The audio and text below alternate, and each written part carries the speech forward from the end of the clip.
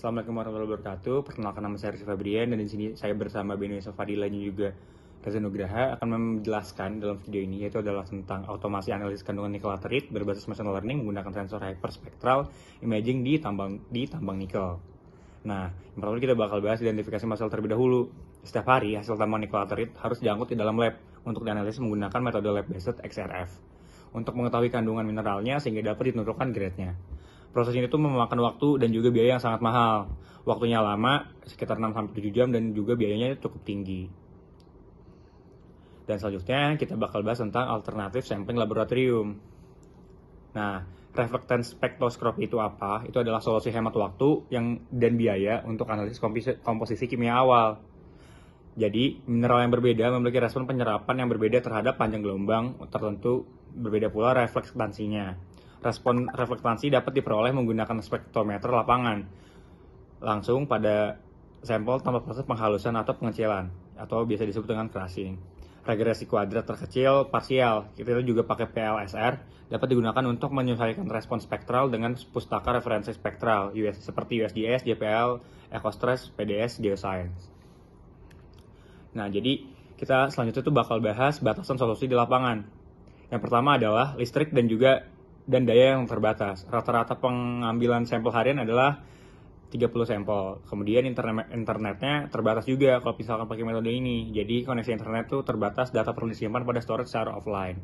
Selanjutnya adalah hemat biaya dan juga efisien waktu. Biaya dan waktu harus lebih rendah daripada XRF laboratorium. Sampel dapat langsung diambil dan dianalisis tanpa proses crushing. Perawatan minimal selanjutnya, yaitu adalah penerapan solusi harus dapat dilakukan dengan tepat tanpa banyak pelatihan ataupun persiapan. Nah, jadi solusinya adalah apa? Solusinya itu adalah laboratorium spektroskopi lapangan portable untuk menghilangkan analisis laboratorium harian.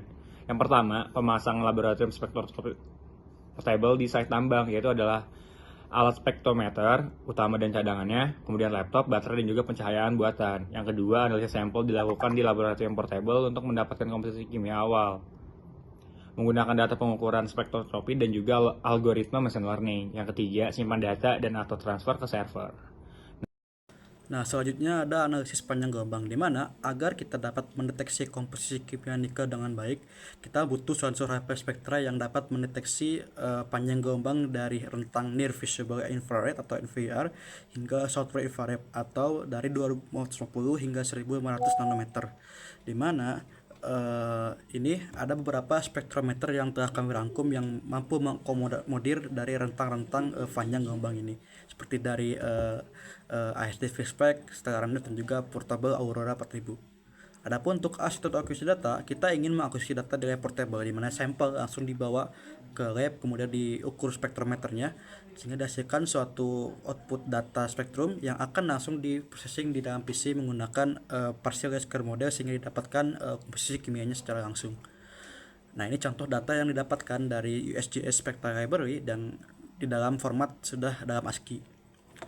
Nah, adapun untuk diagram pemrosesan data, kita ingin dari data yang dari ASD kita input ke dalam ASCII, yang mana akan di-store dalam suatu storage.